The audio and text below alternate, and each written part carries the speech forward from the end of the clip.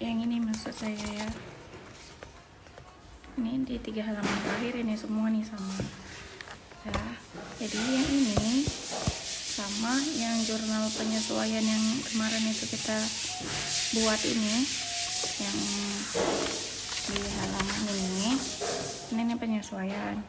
Nah ini semua udah selesai kita buat, kita pindahkan ke sini. Ini apa namanya? Ini neraca lajur. Oke ya, coba satu-satu kita kerjakan ya. Nah jadi awalnya itu ini namanya neraca lajur ya, bukan buat aja. Bedakan ya sama neraca saldo. Neraca saldo kan kalian tahu, neraca saldo inilah yang semua ini yang di halaman 85. Nah, dari neraca saldo itulah bisa kita buat neraca lajur.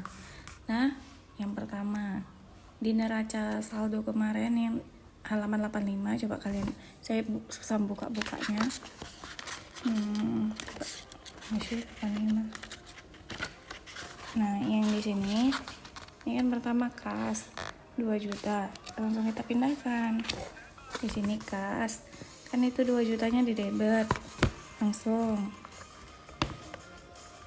2 juta. Nah, apalagi di neraca saldo piutang dagang. Berapa? 1.800.000 kan? Nah, coba semua kalian pindahkan yang halaman 85. Yang halaman 85 ini neraca saldonya ini pindahkan semua ke sini ya, coba dulu. Nah kalau sudah, ini kan dia neraca saldo ini kan, pokoknya jangan salah ya, jangan salah kolom neraca saldo tadi yang saya suruh yang di sini ya kan, sampai sini pastikan. Nah lanjut kita ke kolom berikutnya, ke baca penyesuaian. Baru kita ambil penyesuaian kita yang dulu kita kerjakan, yang ini, yang sampai F ini. Sudah, masukkan juga kayak tadi. Misalnya nggak ada di sini 6 akunnya, baru ditambahkan. Misal kayak yang A ya, beban perlengkapan. Masukkan aja di sini karena di atas ini kan nggak ada tadi beban perlengkapan. Jadi masukkan aja nama akunnya, beban perlengkapan. Masukkan dia nominalnya kan 400.000 di debit, masukkan di debit. Terus kreditnya apa? Kreditnya kan perlengkapannya masukkan di kredit. Nah di sini karena ada nama akunnya yang di sini, jadi nggak perlu kita tambahkan lagi, ya kan? Udah. Kayak gitu juga sama yang B. Yang B kan yang B beban sewa sama sewa dibayar di muka. Nih beban sewanya nggak ada di sini kan, di atas ini nggak ada kan, kita tulis aja beban sewa. Tuh. Yang B nya tadi kan gini, beban sewa di debit. Nah kita masukkan ke sini, beban sewa di debit 800.000, terus sewa dibayar di mukanya 800.000 di kredit. Sewa dibayar di mukanya ini ya, ini 800.000 di kredit. Pokoknya sama kayak yang neraca saldo ini, cuman dia nama akunnya ya kita sesuaikan sama yang ini ya. Masih ada ini kan, ayo jangan pula kalian bilang udah hilang, kan ini kalian kerjakan di buku kan. Saya karena nggak saya kerjakan di buku, saya pakai kertas lembar, takut juga saya hilang. Pokoknya inilah yang ingin kita kerjakan kemarin itu yang sampai F. Nah kita pindahkan ke sini, jangan salah kolom ya. Di debit dia, di kredit. Terus kalau yang udah ada dia kayak yang tadi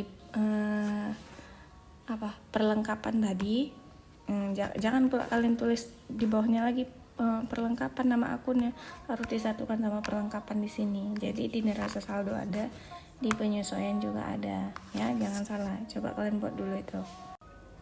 Sudah, kalau sudah yang ini, masuk kita nih NSD. Ini maksudnya neraca saldo setelah disesuaikan. Ini apa? Ini hasil dari ini sama ini, kayak kas. Nah ini kan di neraca saldo di debit 2 juta, tapi di penyesuaian dia nggak ada kan nominalnya, langsung pindahkan 2 juta. Piutang dagang 1.800.000 nggak ada kan, langsung pindahkan. Nah kalau perlengkapan di neraca saldo 700.000 di debit. di penyesuaian dia dikredit. Berarti kita pilih selisihnya 700 sama 400 kan selisihnya 300.000 ya kan. Itu di mana? Di debit. Kenapa debit? Karena kan lebih banyak debitnya ya kan. Ngerti ya? Nih sewa dibayar dibuka gitu juga 1.200.000 di debit, ini di penyesuaian di kredit 800.000. Berarti kita cari selisihnya 1.200.000 sama 800.000, 400.000 gitu juga sampai ke bawah ya. Coba kalian buat dulu. Sudah ada semua, kalian masukkan ke sini ya kan. Nih coba kalian totalkan sama nggak debit kreditnya. Nah kalau punya saya sama ya, nggak tahu lah kalau punya kalian. Nah ini harus sama ya, debit kreditnya sama kayak neraca saldo. Neraca saldo kan harus sama juga ya kan. Nah di neraca saldo yang telah disesuaikan ini harus sama juga. Nah lanjut, ini masuk ke laba rugi sama neraca. Laporan keuangan saya bilang kan kalau misalnya di semester 1 itu ada laba rugi, ada ekuitas sama neraca. Nah kalau kita buat di sini ekuitasnya di mana? Nggak ada di sini kolom ekuitas ya kan. Jadi saya tulis di sini aja ya guys. Nah ini kita buat laporan laba rugi ya kan. Jadi laporan laba rugi ini adalah apa-apa yang ada di sini. Ini sekarang fokus kita di sini aja ya. Nggak usah ke sini-sini lagi. Kita fokus kita yang di NSD ini aja.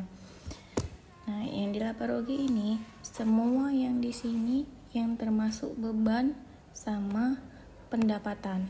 Berarti lah kalau kita logikakan kan. Nah, kalau kita logikakan laporan laba rugi ini adalah semua pendapatan, semua pendapatan dikurangi dengan semua beban.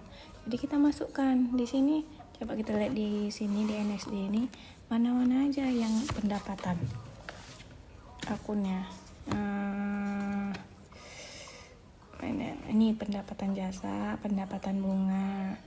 Habis itu apa lagi? Nah, ini bukan ya piutang pendapatan, bukan. Karena depannya ada piutang, beda ya. Kan saya bilang semua pendapatan. Nah, kita masukkan sini. Pendapatan jasanya berapa nominalnya?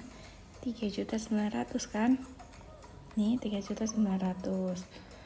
Nah, dikurangi beban, seluruh beban. Kita tengok lagi di sini seluruh beban. Nih berarti beban gaji, iklan, perlengkapan sewa, beban penyusutan peralatan.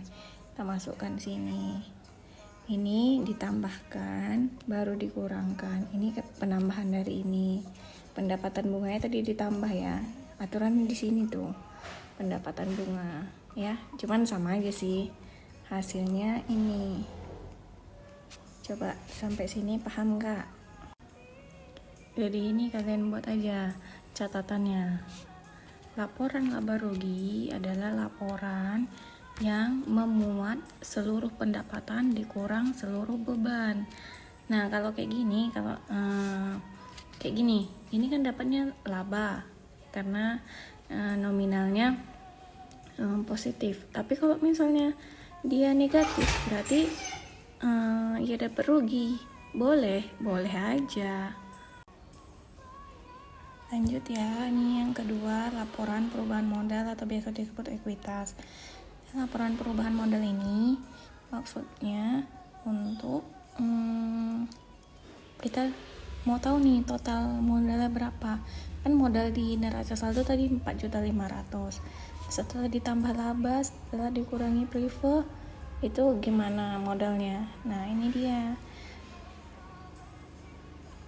Nih modal Haji Ridwan ini 4.500.000 dari neraca tadi ya, neraca saldo tadi. Laba dimasukkan dari sini, ngambilnya dari ini. Makanya kalau kalian salah jumlahkan dari sini, maka kesini juga salah nih di laba ini. Terus prive diambil dari neraca saldo tadi. Coba kalian cek kenapa dikurangi, karena ini kan prive ini kan maksudnya pengambilan pribadi dia ya kan. Udah, ini dikurangkan dapatnya 1 juta, baru 4.500.000 ditambah 1 juta, baru modal akhirnya jadi 5.500.000. Sampai sini paham gak? Nah, sekarang kita masuk laporan yang ketiga atau laporan neraca. Nah, neraca ini ada dua bagiannya, ada aktiva, ada pasiva. Ya kan, aktiva ini harta, pasiva ini kewajiban. Ya kan, ini dah kita bahas kemarin itu ya kan, waktu pertama kali sebelum masuk ke jurnal-jurnal, ya kan. Sudah, ini pasiva ini, bagian pasiva ini adalah seluruh utang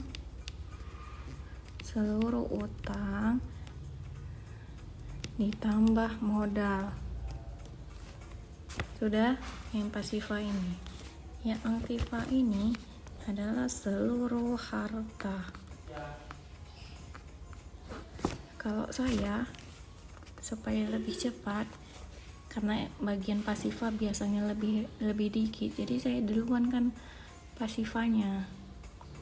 Jadi utang kan, coba kalian lihat di sini fokus kita udah di sini aja ya, yang tadi saya bilang. Semua utangnya masukkan sini. Semua modalnya, modal bukan modal yang di sini lagi, tapi modal yang di laporan ekuitas tadi 5.500.000. Cocok? Nah, ini tadi udah ya.